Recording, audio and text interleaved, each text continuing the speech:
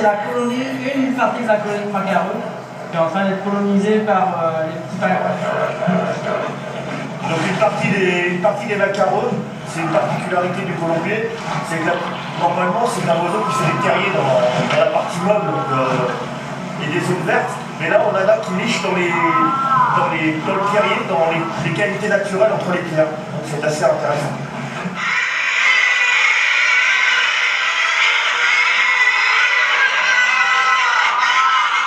Jusqu'à 10 000 macarones, et pour l'instant on ne sait pas encore combien de pingouins tornades, puisque ça a augmenté dans des proportions considérables. Et les guillemots, c'est pareil, ils viennent d'arriver.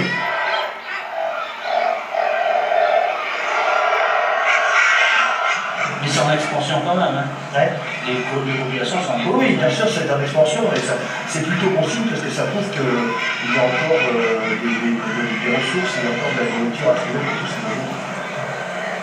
Ce qui est incroyable, c'est qu'on a l'impression d'avoir un essaim d'abeilles autour de nous, et ils tournent, les oiseaux tournent dans un cercle dans le même sens. Et ce qui est curieux, c'est que par moment, ils vont inverser le cercle et partir dans le même sens. C'est pas parce qu'ils ont peur de nous, hein, c'est tout simplement parce qu'ils ont besoin à un moment donné de renforcer les liens de la colonie.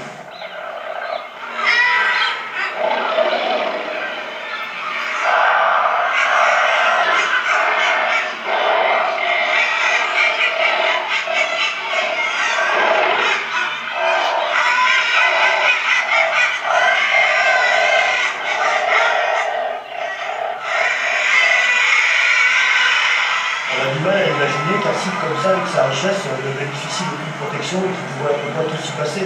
Donc on peut que se féliciter de voir que ça reste encore, mais le projet de réserve naturelle du Grand Colombier se justifie de façon absolument évidente, et je trouve même incroyable qu'on soit obligé de convaincre de protéger un site comme ça n'est pas une évidence. De la même manière qu'on protège des cathédrales, des églises, c'est un monument naturel absolument exceptionnel qu'il faut protéger, et la réserve naturelle ne peut pas être le bon outil pour le faire.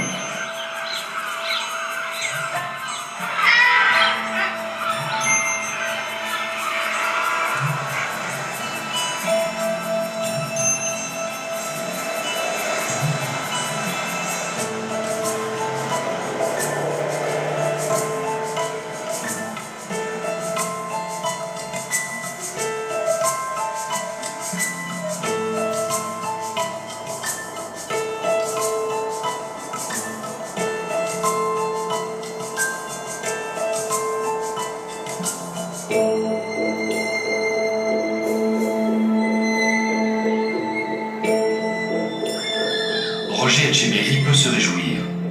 Malgré l'isolement et la relative indifférence dont ils souffrent, les habitants sont désormais plus sensibles à leur environnement et semblent aujourd'hui prêts à prendre leur avenir en main.